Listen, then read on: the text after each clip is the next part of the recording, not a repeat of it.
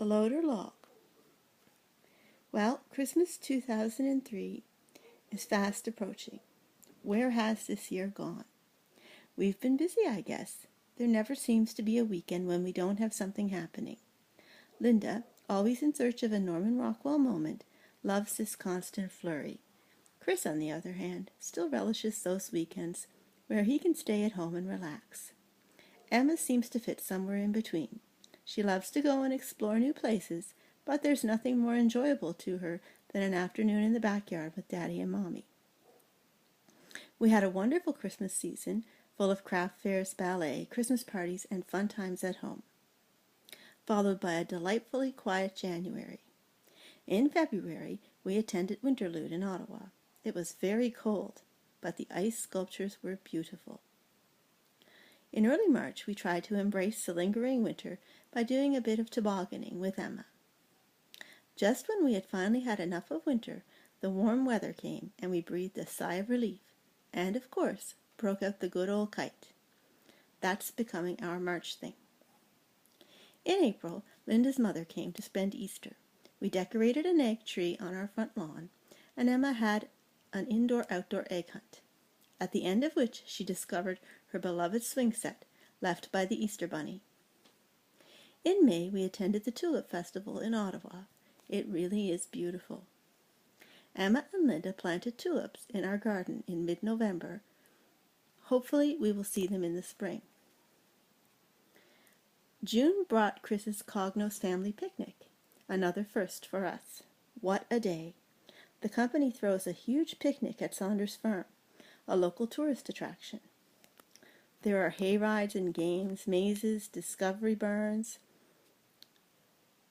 and food and music galore.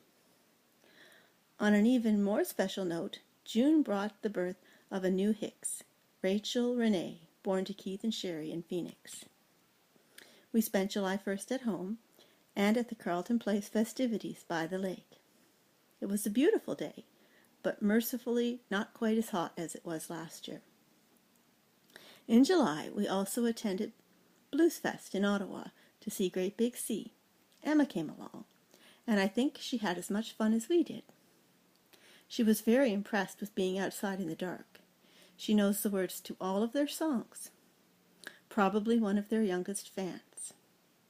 July also brought Emma's birthday and the birth of her cousin James Robert Goodyear to Judy and Jason on the day after her birthday. Linda's mother moved from Labrador City to Carleton Place, right in the middle of all the excitement. Keith and his family flew to Ottawa so that his son Kyle could attend hockey school.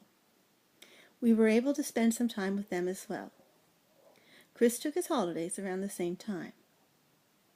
We did some day trips visiting the Museum of Science and Technology in Ottawa, seeing the sights in Brockville, and spending a busy day in Montreal.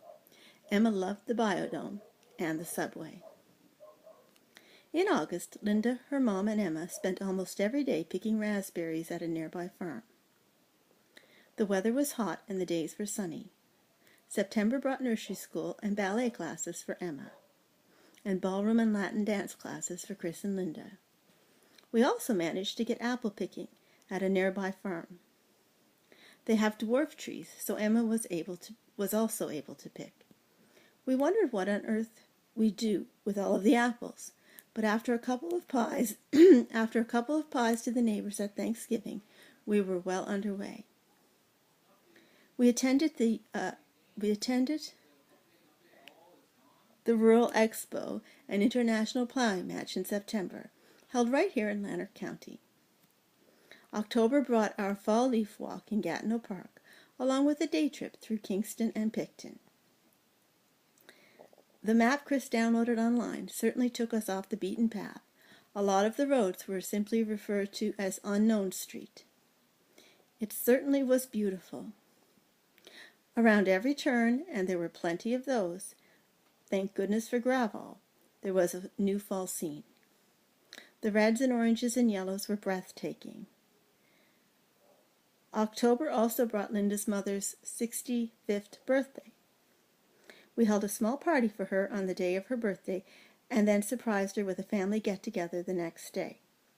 with the Carleton Place, Ottawa, and Phoenix families in attendance.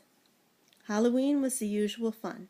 The temperature here that night was 10 degrees Celsius. What more could you ask for? Our street really gets into the decorating spirit. Many of the families take to their front steps to hand out treats. It's a big community affair. We're into November now. Yes, I'm cheating and getting an early start on Christmas.